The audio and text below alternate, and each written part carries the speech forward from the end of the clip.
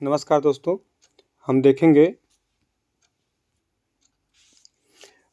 जितने आयोग हैं भारत में, हमारे संविधान से रिलेटेड भी आयोग जितने हैं, जैसे कि सीएजी है, आपके सामने दिख रहा है, ये सीएजी है। उसके बाद सीएजी के बाद आपका सीवीसी आ जाएगा, सीवीसी, फिर आपका नीति आयोग, फिर उसके बाद आपका राष्ट्रीय विकास परिषद, फिर लोकपाल, फिर इलेक्शन कमीशन मतलब निर्वाचन आयोग, फिर NHRC, national human right commission, उसके बाद सूचना आयुक्त, इसे कहते हैं सीआईसी, फिर उसके बाद आपका यूपीएससी के बारे में, फिर एसटी, एसटी, आपका ओबीसी, ये सभी के बारे में जानेंगे और कुछ इंपॉर्टेंट फैक्ट्स हैं उनको भी जानेंगे। तो शुरू करते हैं। वीडियो को लाइक सब्सक्राइब जरूर करें। Let's go. आइए चलते हैं। पहला है आयोग हमारा कि नियंत्रक लेखा महापरीक्षक 148 आर्टिकल में दिया गया है हमारे। इनको पहले महालेखाकार कार्यालय में शामिल किया गया था ये, और ये 1858 में। और पहले जो थे एडवर्ड एंड्रम थे, पहले ऑडिटर जनरल थे ये। नीचे देख लेते हैं। और ब्रिटिश सम्राट के ये प्रसाद पर्यंत कार्य करते थे, ठीक है। और उसके बाद 1884 में इस पद का नाम जो क्या कर दिया गया कि नियंत्रक महालेखा परीक्षक कर दिया गया था, ठीक है। उसके बाद उन्होंने ये किया कि 1935 का जो एक्ट आया था उसमें ये हुआ ये कि नियुक्ति इसकी सम्राट करने लगे और प्रांतों में भी आने लगे ये, और इन्हें अकाउंटेंट जनरल महालेखा अध्यक्ष कहा जाने लगा, ठीक है। और भारतीय संविधान में ही इनका नाम बदल के सीएजी कर दिया गया था। ये आपका दिया है 1950 में, ठीक है। और सीएजी का आर्टिकल सीएजी 148 में दिया गया है, इसकी शक्तियाँ 149 में है, और इसके लेखों का प्रारूप 150 में है, और रिपोर्ट इसकी 151 में है। रिपोर्ट ये संसद में राष्ट्रपति को सौंपता है, राष्ट्रपति संसद में प्रस्तुत करते हैं, ठीक। उसके बाद अब थोड़ा सा देख लेते हैं, बस ज़्यादा नहीं देखेंगे। इनकी नियुक्ति राष्ट्रपति करता है, ठीक है। उसके बाद सुप्रीम कोर्ट के जज के समान इनकी पदमुक्ति होती है, और इनका कार्यकाल जो है 6 वर्ष और 65 वर्ष आयु जो पहले आ जाए त्यागपत्र राष्ट्रपति को देते हैं। शपथ का प्रावधान जो राष्ट्रपति द्वारा तीसरी अनुसूची के अनुसार होती है। वेतन इनका जो है संसद निर्धारित करती है, अन्यथा ये दूसरी अनुसूची के अनुसार, ठीक है। और ये सब इम्पोर्टेंट नहीं है कि ये इम्पोर्टेंट है, पूछ सकता है कि सेवानिवृत्ति के बाद ये केंद्र या राज्य किसी के अधीन किसी पद पे पात्र नहीं होते हैं, बस ये इम्पोर्टेंट है। और ये देख लीजिएगा स्क्रीन पे जो दिख रहा है आपके, वीडियो बहुत लंबी हो जाएगी। हाँ, एक चीज़ और इम्पोर्टेंट है कि इनका जो वेतन और भत्ता है, प्रशासनिक का व्यय है जो, ये आपका संचित निधि भारित होता है, ठीक। इसके बाद ये स्क्रीन पे जो दिख रहा है तो पढ़ सकते हैं आप, और ये इनके कार्य देख लेते हैं थोड़ा सा। पहला है कि इनके कार्य में ये है आपका कार्य, और सरकारी खर्चों के निगमों कंपनियों की जांच करते हैं। फिर उसके बाद स्थानीय निकायों का लेखा परीक्षण करते हैं राष्ट्रपति और राज्यपाल के आग्रह के अनुसार। फिर ये केवल ऑडिट करता है केंद्र और राज्यों के खर्च का, और उसके बाद आकस्मिक निधि और लोक निधि के खर्च का भी करता है, ठीक। बस और कुछ नहीं है। और ये थोड़ा देखना है तो इनके कार्य 1-2 और हैं। ये आप करते हैं केंद्र और राज्यों के लेखा प्रपत्र विवरण राष्ट्रपति की सलाह पे लोक सेवा समिति का सहयोग करते हैं। उसके बाद केंद्र और राज्यों के सरकारों के सभी विभागों के खातों का ऑडिट करते हैं, और केंद्र राज्य सरकारों की आय का ऑडिट करते हैं, ठीक। अब नहीं देखेंगे इनका, अब ये देख लीजिए इनकी रिपोर्ट है। केंद्र सरकार जो राष्ट्रपति को सौंपते हैं, राष्ट्रपति संसद में करता है, बताएं आपको। राज्य में राज्यपाल को सौंपते हैं, राज्यपाल विधानमंडल को प्रस्तुत करवाता है। और सार्वजनिक वित्त का जो ये है, ये सजग प्रहरी कहते हैं इन्हें, ये इंपॉर्टेंट है। सजग प्रहरी कौन है? वित्त का ये है, और फैक्ट है इनका नाम। पहले हमारे ये इंपॉर्टेंट है कि पहले कौन सीएजी थे? नरहरि राव, और इनकी अवधि थी 48 से 54 तक। वर्तमान में गिरीश चंद्र मुर्मू जी हैं। मुर्मू जी इसमें WHO के भी महालेखा परीक्षक बने हैं। अब आते हैं दूसरा हमारा जो है आयोग, केंद्रीय सतर्कता आयोग, ठीक है। केंद्रीय सतर्कता आयोग, ये हमारा इसकी स्थापना 11 फरवरी 1964 को हुई। इसकी जो समिति थी संथानम समिति कहते हैं। फिर उसके बाद केंद्रीय मंत्रिपरिषद के प्रस्ताव पर हुई थी, और एक सदस्यीय आपका आयोग है। और इसे बहु सदस्य कब बनाया गया? तो आपका 1998 में बनाया गया। एक आपके अध्यक्ष है और आपका दूसरा 2 सदस्य होते हैं, मुख्य सतर्कतायुक्त और अन्य सतर्कतायुक्त होते हैं। ठीक, 2003 में इसे संवैधानिक दर्जा मिला। उद्देश्य इसका क्या है, अब इसको देखते हैं। उद्देश्य में इनके केंद्रीय लोक सेवा के अधिकारी के विरुद्ध भ्रष्टाचार के मुद्दों पर सलाह देते हैं। अब सीवीसी का अब ये देख लेते हैं थोड़ी सी जल्दी। इनकी नियुक्ति राष्ट्रपति करते हैं। 3 सदस्यीय समिति होती है जो इनको रिकमेंड करती है, प्रधानमंत्री, विपक्ष का नेता और केंद्रीय गृह मंत्री। जो हमारे इलेक्शन कमीशन का है, जो भी बिल पारित हुआ है, उसमें भी यही है कि प्रधानमंत्री रहेंगे, विपक्ष का नेता और कोई केंद्रीय मंत्री रहेगा। इसमें गृह मंत्री नहीं है, उसमें है कि कोई केंद्रीय मंत्री है जिसको प्रधानमंत्री नियुक्त करें, राष्ट्रपति नियुक्त करें। इनका कार्यकाल 4 वर्ष 65 वर्ष, जो भी पहले आए। और उनका कार्यकाल था, जो आपने सीएजी का देखा, वो 6 वर्ष 65 था। हटाना राष्ट्रपति, उसके बाद सलाह सर्वोच्च न्यायालय, उसके बाद आधार इसका दिवालिया, पागल, अपराध दोष और आपका अक्षमता लाभ के पद। वेतन संसद निर्धारित करती है। ठीक, और इनका नोट है कि कदाचार व अक्षमता के आधार पर सुप्रीम कोर्ट के जज के बाद राष्ट्रपति द्वारा हटाया जाता है। ठीक, वेतन भत्ते लोक सेवा आयोग के अध्यक्ष और सदस्यों के बराबर होता है। सेवानिवृत्ति केंद्र सरकार और राज्य सरकार के अध्ययन किसी भी पद के पात्र नहीं होंगे, ये भी इम्पोर्टेंट है। ठीक है, इनका कार्य क्या है कि केंद्र सरकार द्वारा भेजे गए किसी मामले की जांच, सीबीआई की जांच प्रगति पुनरीक्षण करना इनका कार्य है। आयोग के पास भेजे जाने वाले मामले संबंधों में केंद्र सरकार और अन्य संगठन के हैं, सलाह देते हैं, केवल इनकी सलाहकारी बोर्ड है ये। फिर आपका भ्रष्टाचार के तहत अपराधों की जांच सीबीआई के कार्यों का अधीक्षण भी करते हैं। सतर्कता एवं प्रशासन का जो नज़र है केंद्र सरकार मंत्रालय विभाग पर रखते हैं सब। ठीक, और ये देख लीजिएगा केंद्र सरकार को सलाह देते हैं। ठीक, आप लोग ये देख लीजिएगा, केंद्रीय अखिल भारतीय सेवाओं से संबंधित सतर्कता, अनुशासनिक प्रशासनिक मामले, कानून बनाते समय सलाह देते हैं। ठीक, आगे देखते हैं, ये पढ़ लीजिएगा। नियुक्ति,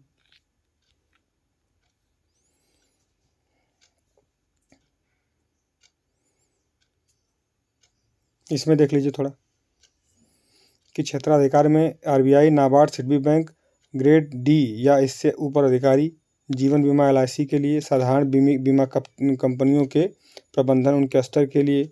उसके बाद आपका सार्वजनिक क्षेत्र में स्केल, जो आपके स्केल 5 से ऊपर अधिकारी, उनके लिए, अखिल भारतीय सेवाओं के लिए, सबके लिए है। आप देख सकते हैं, ये इंपॉर्टेंट है, तो आप देखते रहिएगा, वीडियो बहुत लंबी हो जाएगी। कार्यप्रणाली में देख लीजिएगा, इसका इसका हेडक्वार्टर है दिल्ली में, इम्पोर्टेंट है। ठीक, सिविल कोर्ट शक्तियाँ न्यायिक निकाय है। केंद्र सरकार इसके प्राधिकरणों से रिपोर्ट की जांच की मांग कर सकता है। वार्षिक प्रतिवेदन राष्ट्रपति दोनों सदनों में राज्यसभा में रखता है। अब ये इम्पोर्टेंट है कि फर्स्ट सतर्कतायुक्त कौन थे, ये हमारे थे निट्टूर निवासन राव। अब इस समय कौन है, प्रवीण कुमार श्रीवास्तव, पीके श्रीवास्तव। ठीक, अब आ गया नीति आयोग, ये बहुत इम्पोर्टेंट है। योजना आयोग के जगह पे नीति आयोग आया है। National institute for transforming India, इसकी स्थापना 15 मार्च 1950 केंद्रीय मंत्रिपरिषद द्वारा की गई थी। ये योजना आयोग की, जिसकी जगह नीति आयोग आया है, ये हमारा योजना आयोग यहाँ दिया गया है। इसकी सिफारिश की थी केसी नियोगी ने। ठीक, और यह गैर संवैधानिक संस्था है। इसकी समाप्ति 13 अगस्त 2014 को हुई। इसका उद्देश्य पढ़ लेंगे हम, नीचे है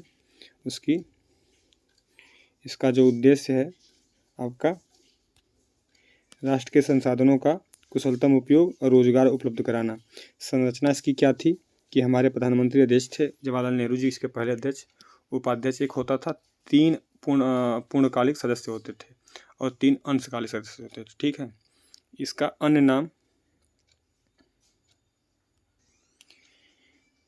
अन्य नाम आपका सुपर कैबिनेट, आर्थिक मंत्रिमंडल, समानांतर मंत्रिमंडल, केंद्रीकृत निकाय, परामर्शदात्री निकाय। ठीक है, और राष्ट्रीय विकास परिषद एक था, 1952 में स्थापना हुई थी, लिखा होगा, देखते हैं, हाँ लिखा है, स्थापना इसकी 1952 में राष्ट्रीय विकास परिषद की।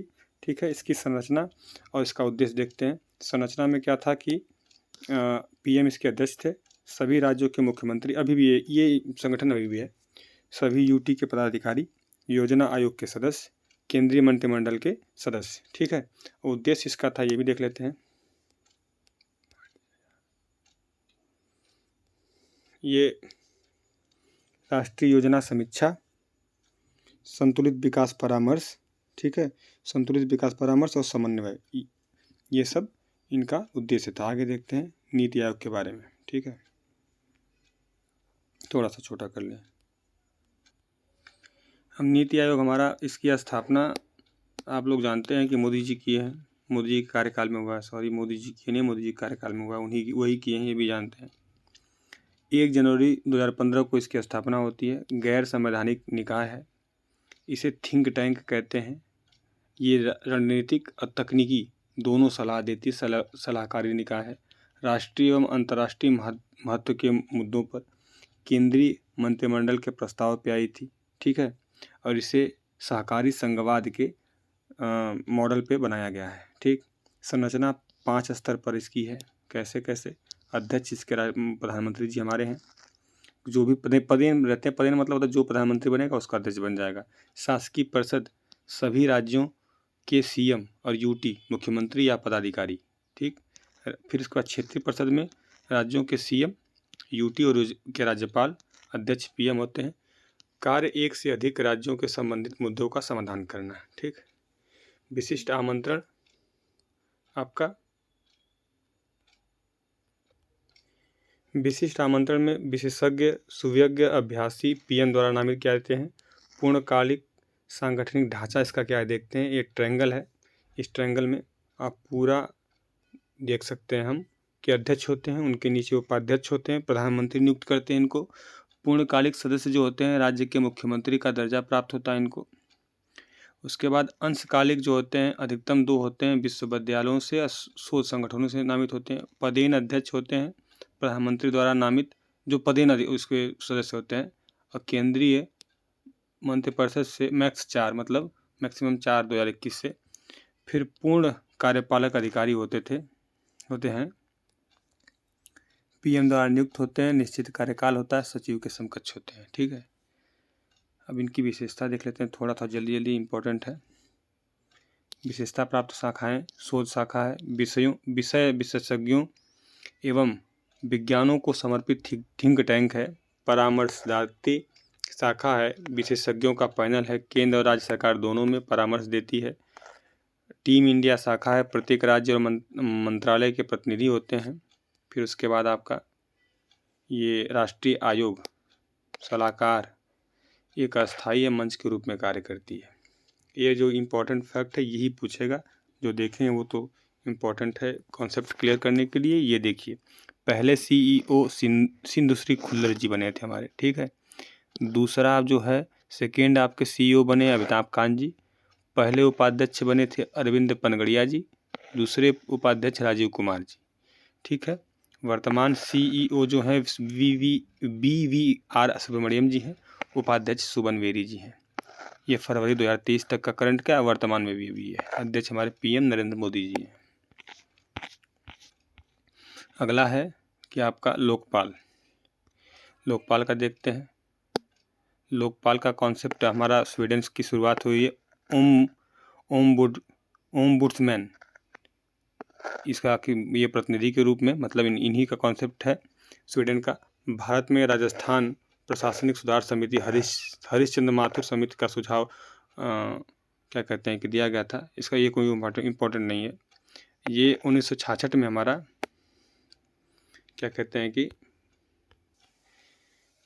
तो पहले हमारे प्रशासनिक जो सुधार आयोग की सिफारिश लोकपाल लोकायुक्त हुई थी। पहला बिल इंदिरा गांधी पीएम थी, पारित नहीं हुआ था। ठीक, लोकपाल हमारे 1970 में पहली बार उड़ीसा पारित किया था।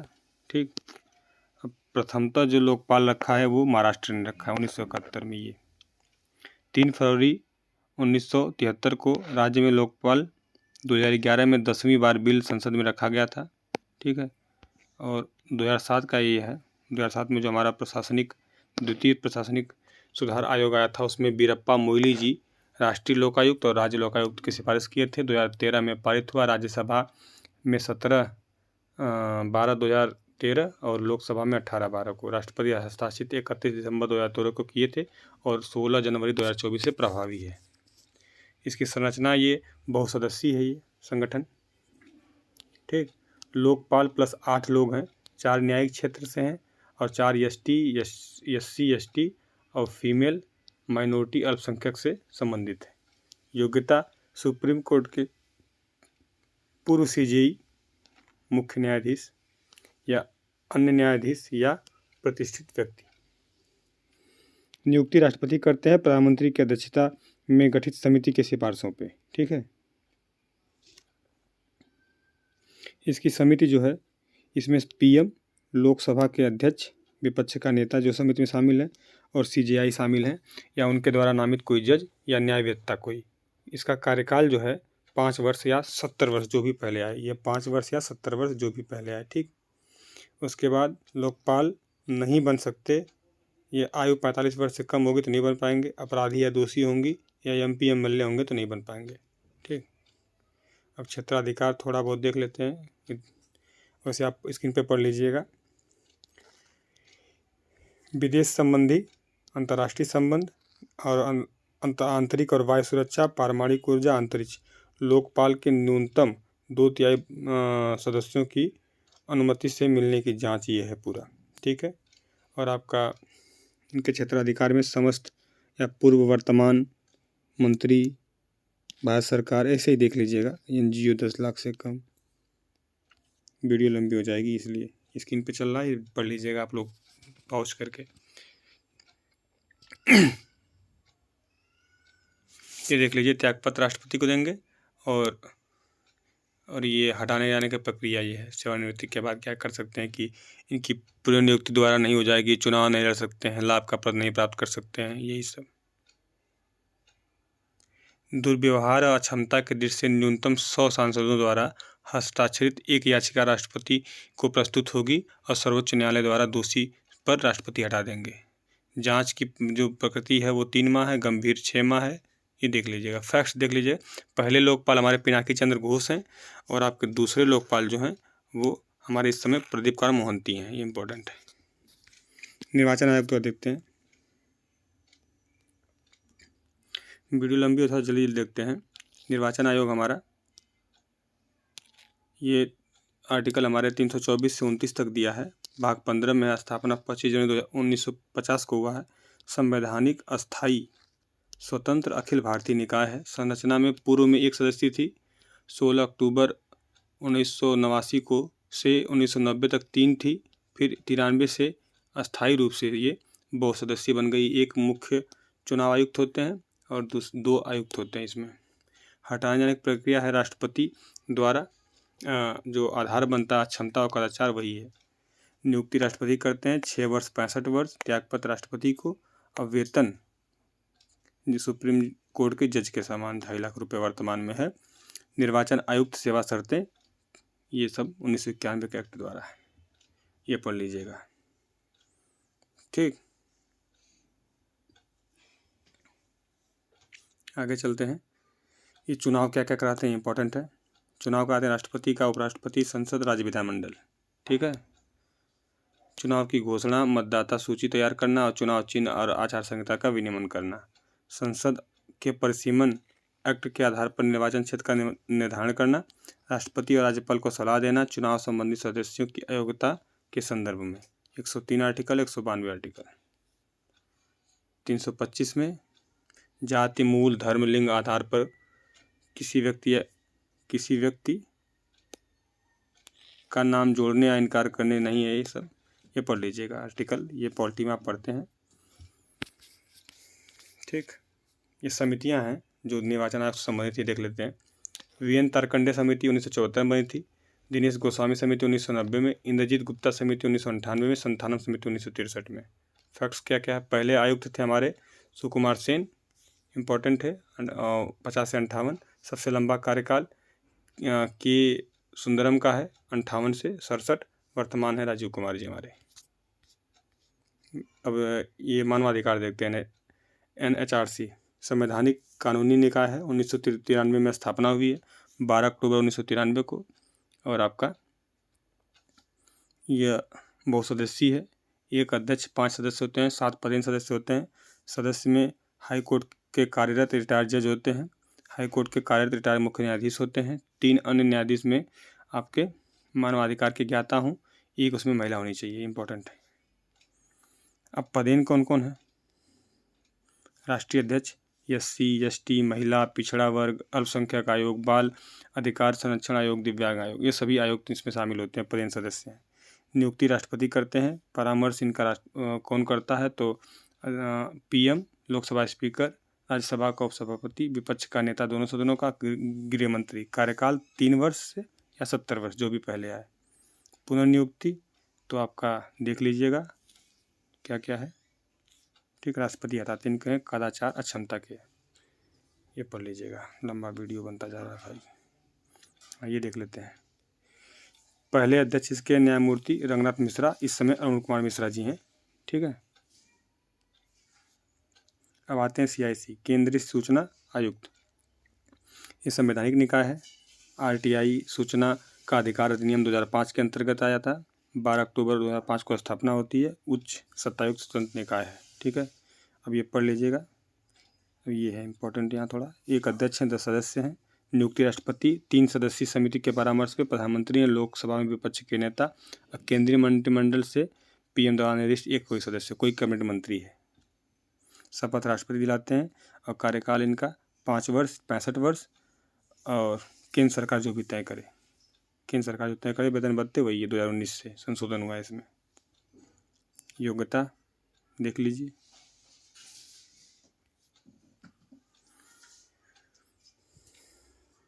इनके पद से हटाने के लिए राष्ट्रपति द्वारा हटते हैं। कदाचार और अक्षमता, सुप्रीम कोर्ट की जांच के उपरांत। आधार यही 5 हैं। दिवालिया घोषित होना, ये 5 आधार हैं। पुनर्नियुक्ति नहीं होती इनकी है। कार्य इनका जो है, किसी व्यक्ति से शिकायत प्राप्ति की जांच करना। उसके बाद आपका RTI संबंधित ठोस आधार पर स्वतः प्रेरणा की जांच करना। सिविल कोर्ट की शक्तियां प्राप्त है, समन जारी कर सकते हैं, शपथ पत्र के साझा कर सकते हैं, दस्तावेज मांग सकते हैं किसी से भी। केंद्र सरकार को रिपोर्ट प्रस्तुत करते हैं ये। और दिल्ली इनका कार्यालय है। आयोग केंद्र की अनुमति के अन्य जगह पर स्थापित कर सकता है ये। और फैक्ट क्या है इनके, ये लोग देखिए, हम लोग 1776 में पहली बार स्वीडन ने सूचना का अधिकार अपनाया था। RTI की मांग किसान मजदूर संघ द्वारा अरुणा राय के नेतृत्व में आंदोलन 1995 में। 2005 से पूर्व 7 राज्य केंद्र शासित प्रदेश RTI अपना चुके थे। राजस्थान से राज्य नहीं, ठीक। UPSC देखते हैं। भारत शासन अधिनियम 1919 के अधीन 1926 में UPSC का गठन किया गया था, ली आयोग की सिफारिश पे। भारत शासन अधिनियम 1935 UPSC संघ लोक सेवा आयोग बनाया गया। राज्य लोक सेवा आयोग SPSC और संयुक्त ज्वाइंट पब्लिक सर्विस कमीशन बनाया गया था, ये 1935 के अधिनियम में। ये आपका भाग 14 और आपका 315 से 330 आर्टिकल तक है, ठीक है। गठन इसका राष्ट्रपति, SPSC का राज्यपाल और जज संयुक्त का संसद विधानमंडलों की स्वीकृति पर। अध्यक्ष कौन करता है नियुक्ति? तो राष्ट्रपति करते हैं, यहाँ राज्यपाल करते हैं, यहाँ राष्ट्रपति करते हैं। कार्यकाल देख लेते हैं। कार्यकाल ये UPSC का 6 वर्ष या 65 पर, जो भी पहले आए। 662 आपके SPSC वाला, ज्वाइंट 662 है। योग्यता इनके त्यागपत्र राष्ट्रपति को देंगे, ये आपको देंगे राज्यपाल को, ये राष्ट्रपति को देंगे ज्वाइंट कमीशन। योग्यता इनकी है, संविधान में उल्लेख नहीं है। UPSC का, SPSC का भी संविधान में उल्लेख नहीं है और ज्वाइंट वाला भी नहीं है। कम से कम आधे सदस्य जिनको 10 वर्ष संघ राज्य में अनुभव हो, वो है इस समय। प्रतिवेदन राष्ट्रपति करते हैं, राज्यपाल करते हैं SPSC में, ज्वाइंट वाले में आपका संबंधित राज्यपाल करते हैं। कार्यों का निर्धारण संसद तय करती है, यहाँ विधानमंडल SPSC में करती है और जो ज्वाइंट वाले में संसद तय करती है। अब देखिए यहाँ पे इसका जो इनको निलंबित करती है राष्ट्रपति, इनको निलंबित करती है SPSC को राज्यपाल और इनको राष्ट्रपति, और इनको जो हटाती है पद से हटा 317 से तीनों को राष्ट्रपति हटाती है। यही क्वेश्चन यूपीपीसी से पूछा था कि कौन हटाता है एसपीएससी के अध्यक्ष को, कौन हटाता है, तो राष्ट्रपति हटाते हैं। सुप्रीम कोर्ट की सिफारिश पे केवल कदाचार आधार है और सुप्रीम कोर्ट की जांच बाध्यकारी सिफारिश है। दिवालिया, कर्तव्य का से बाहर वेतन, मानसिक और शारीरिक अक्षमता पर ये सब है हटाने के लिए। ठीक, और सब इम्पोर्टेंट नहीं है, ये इम्पोर्टेंट है फैक्ट्स। पहले अध्यक्ष हमारे थे सर रॉस बारकर। ठीक, स्वतंत्रता के उपरांत एच.के. कृपलानी थे। फिर पहली महिला श्रीमती आर.एम. बैथ्यू। वर्तमान में मनोज सोनी जी हैं, ये अभी तक का है, ये दिसंबर 2023 तक का। ठीक, आगे देखते हैं। 338 में राष्ट्रपति संविधान में वर्णित SC/ST के संवैधानिक अधिकारों की रक्षा उपायों की जांच हेतु विशेष अधिकारी नियुक्त करेगा। 1990 में 65वां संविधान संशोधन आया था, ST और SC आयोग की स्थापना की गई थी। 2003 में आपका 89वां संविधान संशोधन से भिन्न भिन्न आयोग बना दिए गए थे। ठीक है, ये देखिए आपका, ये देख लेते हैं। अनुच्छेद 338 ये आपका ST आयोग है, SC, ST और OBC 102वां संविधान संशोधन का है। 338 में SC का है और इसमें एक अध्यक्ष और 4 सदस्य होते हैं और आपका राष्ट्रपति नियुक्त करता है। राष्ट्रपति संसद में प्रतिवेदन करता है। ये कार्य इसका कार्य सलाहकारी है, जांच है, शिकायतें सुनना है।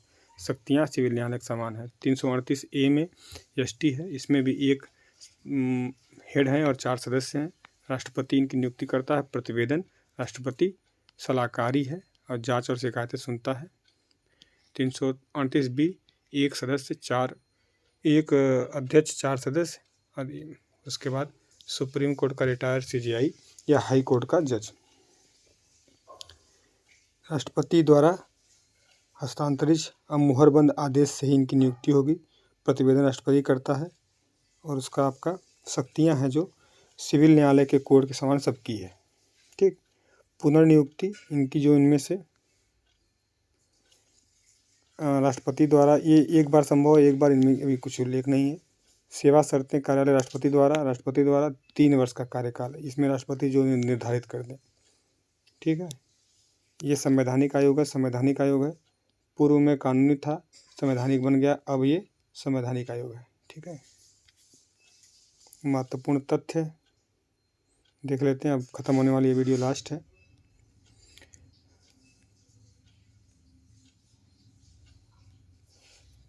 प्रथम राष्ट्रपति हमारे राजेंद्र प्रसाद जी थे। सर्वाधिक कार्यकाल 1950 से 62 तक कोई अभी नहीं बना। फिर डॉक्टर जाकिर हुसैन 67 से 69 पद पर रहते हुए मृत्यु हुई थी। पहले हमारे राष्ट्रपति बीवी गिरी, न्यूनतम मत इनका मिला इनको। एम हिदायतुल्लाह पहले कार्यवाहक राष्ट्रपति जो CJI भी थे। फखरुद्दीन अली अहमद राष्ट्रीय आपातकाल के दौरान हमारे जो थे। फिर उसके बाद 1974 से 77 राष्ट्रपति थे। पद पर रहते हुए इनकी भी मृत्यु हुई थी। नीलम संजीवा रेड्डी जो राष्ट्रपति थे, एकमात्र राष्ट्रपति हैं जो निर्विरोध हैं। प्रतिभा देवी सिंह पाटिल पहली महिला राष्ट्रपति हैं। द्रौपदी मुर्मू जो 15वीं बनी है, ये पहली दलित महिला नहीं, ST हैं, पहली ST हैं, जनजाति महिला।